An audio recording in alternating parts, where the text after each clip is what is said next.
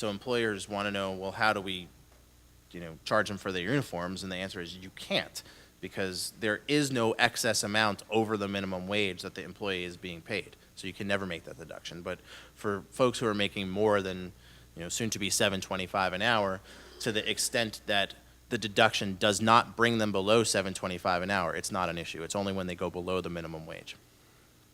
Yes.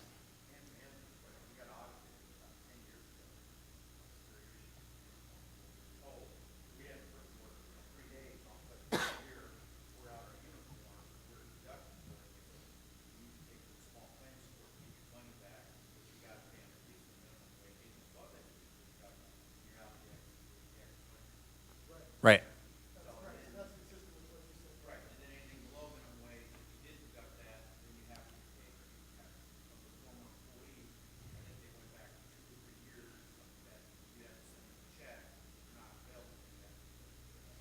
Yeah, the statute of limitations is 2 years, 3 years for a willful violation.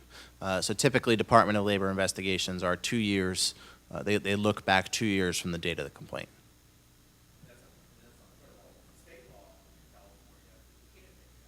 State law in California is, it's a different language. Different language.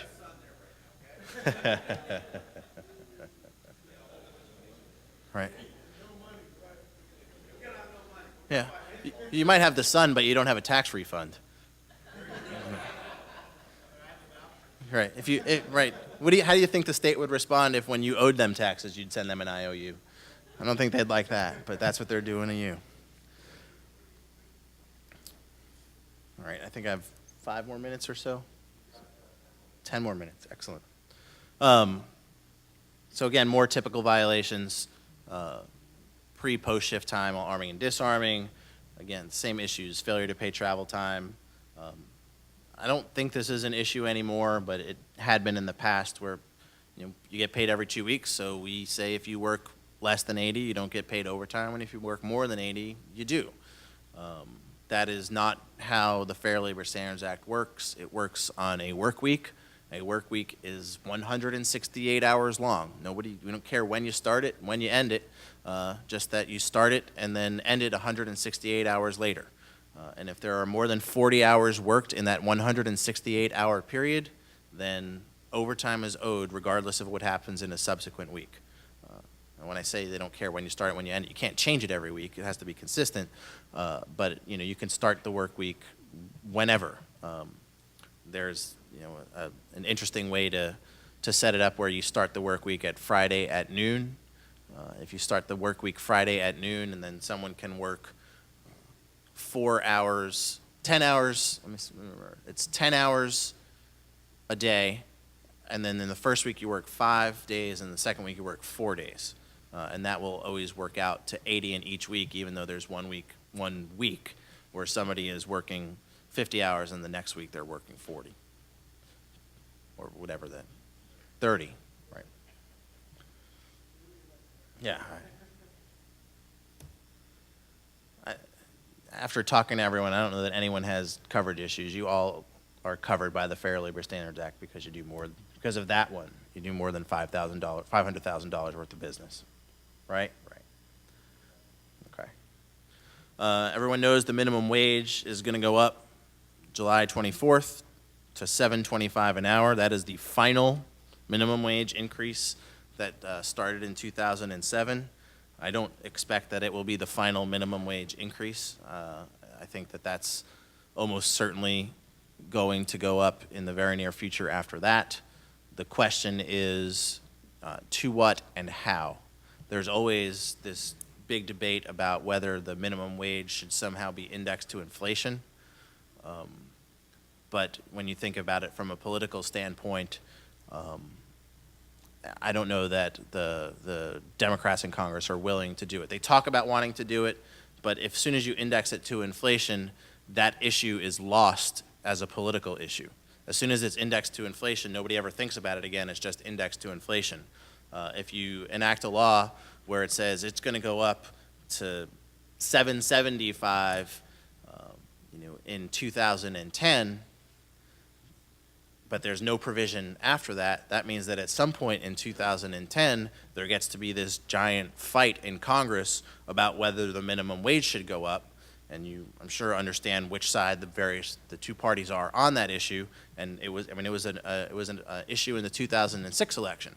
The minimum wage increase went in May 2007, but there were a number of proposals and provisions on the table before the 2006 election, and the Republicans didn't want the minimum wage to go up without certain tax provisions included in the deal, and the Democrats wanted the minimum wage to go up without the tax provisions.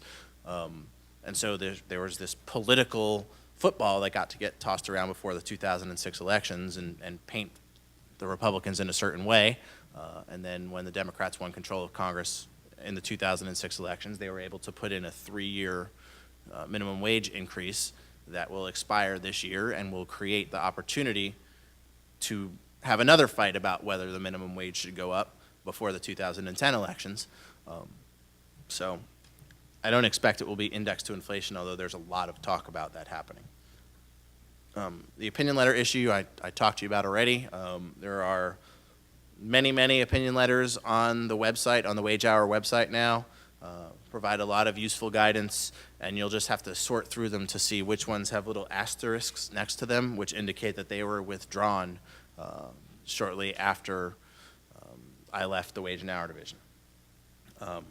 FMLA regulation, the new regulations went into effect on January 16th. Is everyone aware of the new regulations? We really tried to sift through them and make sure that they were more focused on driving communication. The biggest issue that we heard was on some of these FMLA type issues. It was really just the employer and employee were not talking in any meaningful way, and it was just a game of gotcha on both parts. And so we tried to put in provisions that that forced communication, which was unfortunate, but hopefully we've accomplished that and given the employer some tools to fight against unauthorized leave and that sort of thing. Biggest developments, hiring of additional investigators. The stimulus bill had money in there for additional investigators. The new budget has money in for additional investigators. Since January, they've already hired 250 investigators. There are 750 investigators before that. So they've added a third more investigators to the agency. It's going to cut two ways. One, they're going to be able to conduct more investigations in the mid to distant future. In the very short term, it's actually going to slow productivity because you're adding 250 people who really don't know what they're doing and have to be trained by all of the other investigators and managers. So that's going to take time away from them conducting their own investigations. So there will be a ramp-up period. They're going through it now, but there are, if anybody wants to be a wage and hour investigator, there are lots of job postings available everywhere. The nominees for solicitor and administrator, those of you from New York should know Patricia Smith, who was the labor commissioner, is now the solicitor of labor, the head lawyer for the Department of Labor. Most federal agencies, their litigation is handled by the Department of Justice. The Department of Labor, because of agencies like the Wage and Hour Division, has independent litigating authority. So the solicitor of labor files lawsuits on behalf of the Department of Labor against employers. The nominee for the administrator is someone named Lorelei Boylan, who was Patricia Smith's effectively deputy at the New York Labor Commission. Both of them were in the labor branch of the Attorney General's office under Elliot Spitzer. There is going to be more aggressive enforcement of the wage and hour laws by those. If their past history is any example, there's going to be more aggressive enforcement. And in meeting with Patricia Smith was on the transition team for the Department of Labor and handled the wage and hour issues. So I got to meet with her, and based on the questions that